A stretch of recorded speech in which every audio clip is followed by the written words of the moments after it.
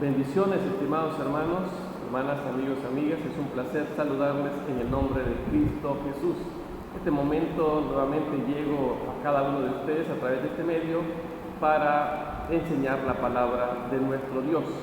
Vamos a estar meditando en Mateo capítulo 16, versículo 21 hasta el 28, que dice de la siguiente manera: Desde entonces comenzó Jesús a declarar a sus discípulos que le era necesario ir a Jerusalén y padecer mucho de los ancianos, de los principales sacerdotes y de los escribas, y ser muerto y resucitar al tercer día. Entonces Pedro, tomándole aparte, comenzó a reconvenirle diciendo: Señor, ten compasión de ti, en ninguna manera esto te acontezca. Pero él, volviéndose, dijo a Pedro: Quítate delante de mí, Satanás, me eres tropiezo, porque no pones la mira en las cosas de Dios, sino en la de los hombres. Entonces Jesús dijo a sus discípulos: Si alguno quiere venir en pos de mí, niéguese a sí mismo, tome la cruz y sígame. Porque todo el que quiera salvar su vida la perderá, y todo el que pierda su vida por causa de mí la hallará. Porque ¿qué aprovechará el hombre si ganare todo el mundo y perdiere su alma? ¿Y qué recompensa dará el hombre por su alma? Porque el Hijo del Hombre vendrá en la gloria de su Padre con sus ángeles, y entonces pagará a cada uno conforme a sus obras. De cierto digo que algunos de los que están aquí que no gustarán la muerte hasta que hayan visto al hombre, hasta que hayan visto al Hijo del Hombre viniendo en su reino.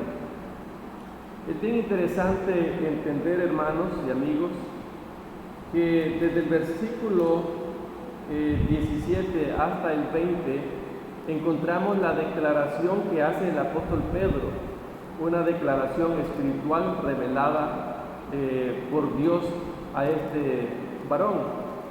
Pedro confesó con su boca que Jesús era el Hijo de Dios, que Jesús era el Mesías, el ungido.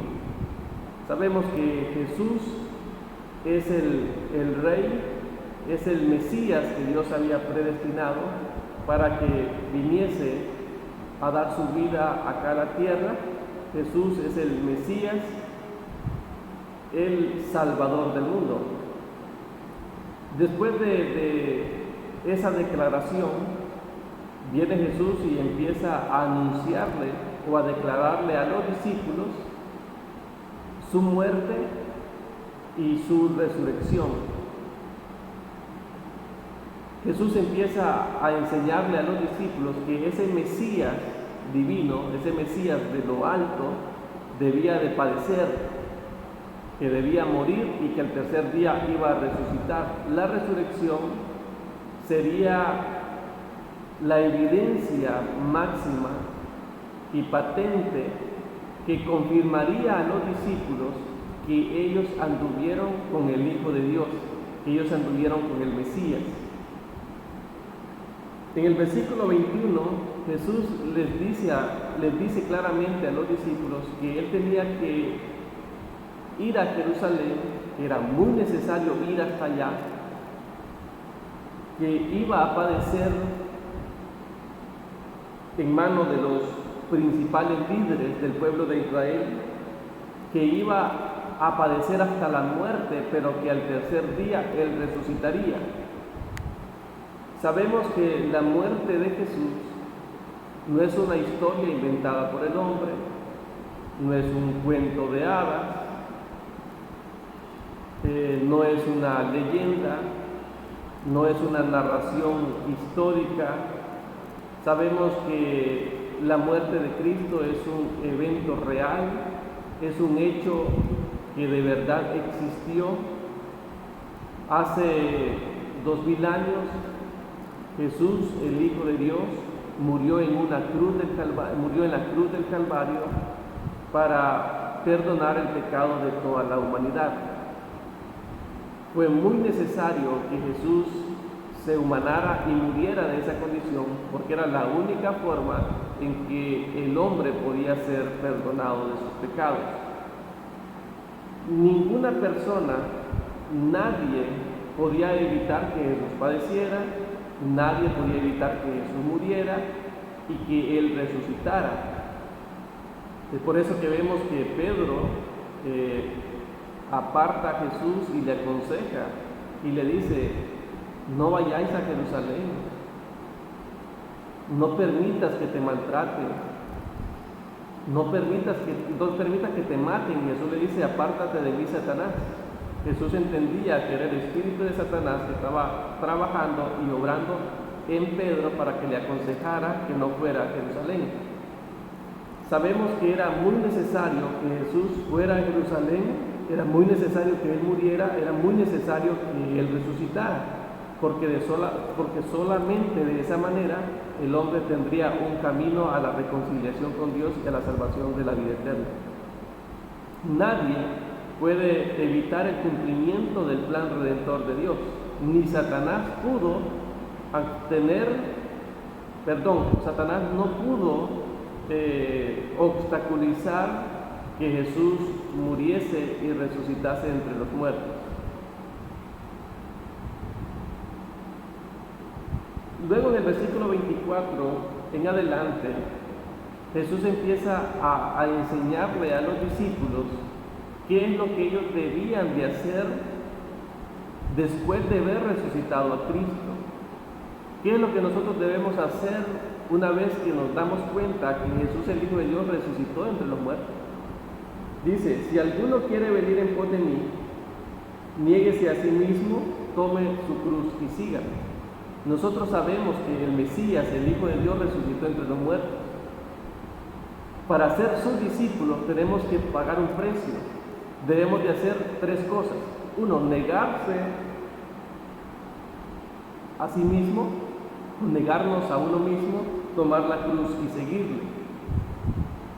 Negarse a uno mismo significa decirle no al yo, significa sacrificar nuestro ego, estar dispuestos a negarse a nuestra propia voluntad, a nuestros propios pensamientos y deseos del corazón. En otras palabras, es negarse absolutamente a satisfacer nuestras propias necesidades, es negarse completamente a vivir para uno mismo, sino vivir nada más para Cristo Jesús. Nadie que no se niega a sí mismo, nadie que no está dispuesto a sacrificarse a sí mismo, podrá sacrificarse para Dios. Luego dice que es necesario tomar la cruz. Tomar la cruz no significa llevar un crucifijo en el pecho. Tomar la cruz significa estar dispuesto a sacrificarse por amor a Cristo. Y luego dice: y sígueme. Seguir a Cristo significa ir detrás de Él siguiendo sus huellas, imitándole, modelándole, aprendiendo de Él como maestro.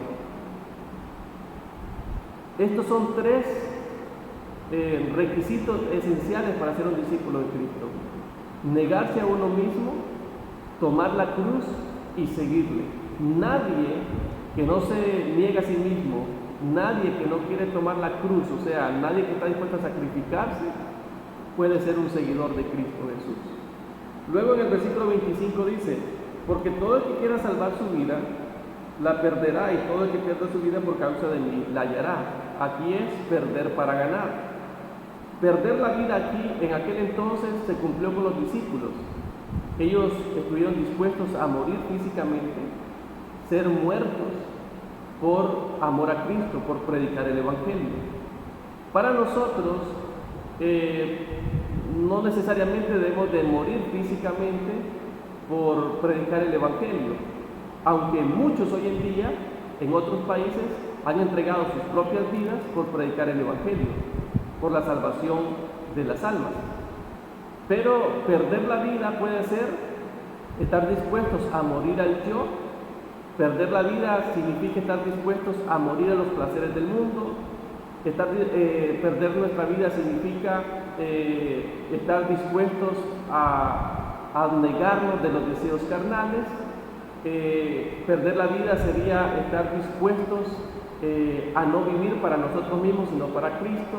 Perder la vida significa, estimados hermanos, estar dispuestos a evitar el afán por el materialismo, estar dispuestos a evitar lo que es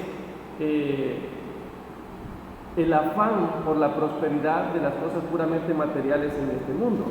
Porque en el versículo 26 dice, ¿por qué? ¿Qué recompensa o qué aprovechará el hombre si ganare todo el mundo y perdiere su alma? Hay mucha gente que está tan enfocada, está tan afanada por la prosperidad económica y material, que están dejando a un lado los consejos del Maestro, están dejando a un lado a Dios.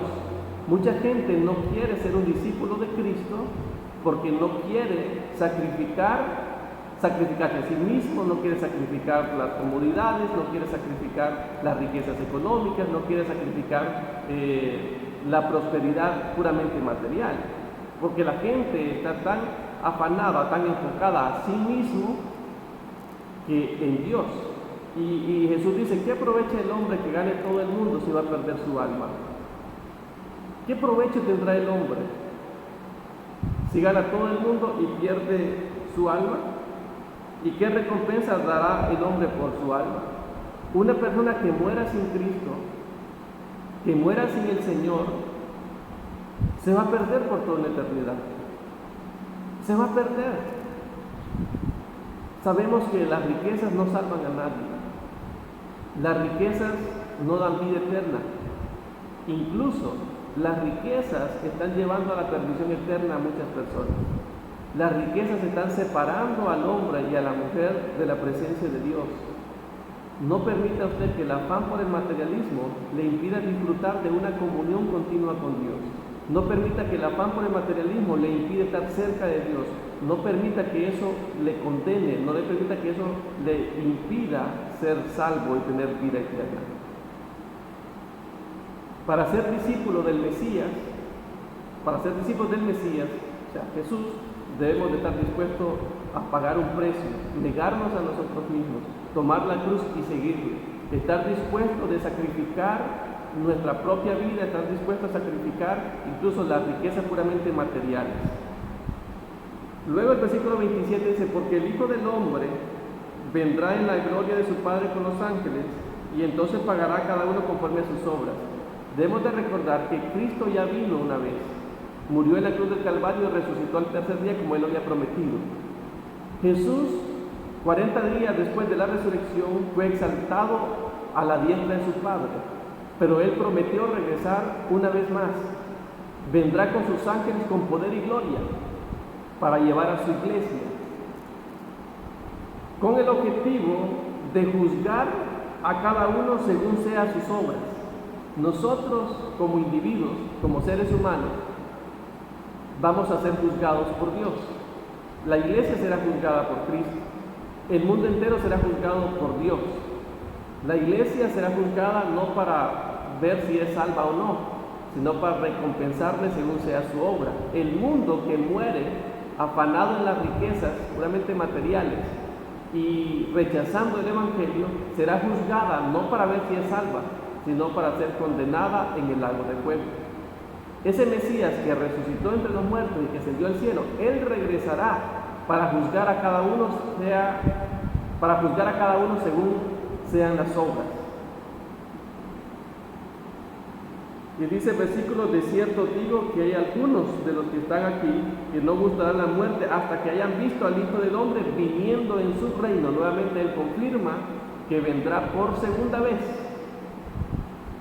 para llevar a su iglesia, para juzgar a los suyos y recompensarles según sean sus obras. Entonces, ese Mesías que estuvo en la tierra durante 33 años y que sirvió a Dios durante 3 años y que murió en la cruz y que fue resucitado y que ascendió al cielo, Él vendrá por segunda vez. Y es la esperanza de la iglesia, es la esperanza de los creyentes, es la esperanza de todos aquellos que nos hemos convertido a Él, que lo hemos aceptado como nuestro único y verdadero Salvador. Hoy en día nos corresponde, mientras esperamos su venida, estar negándonos a nosotros mismos, estar sacrificándonos por amor a Él, estar dispuestos a seguirle en obediencia, estar dispuestos a morir a nuestras ambiciones personales, estar dispuestos a morir a los placeres de la vida, estar dispuestos a morir al pecado, estar dispuestos incluso a morir al deseo de prosperar económicamente. No es que sea en sí malo, pero no podemos permitir que la prosperidad económica nos aísle de Dios y nos impida tener vida eterna, porque sabemos que las riquezas no salvan, no dan vida eterna, solamente es algo que sirve para el sustento temporal y momentáneo aquí en la tierra, pero no le garantiza a nadie que va a tener vida eterna. Entonces, seamos seguidores de Cristo, estemos dispuestos a pagar un precio por Él. Bendiciones.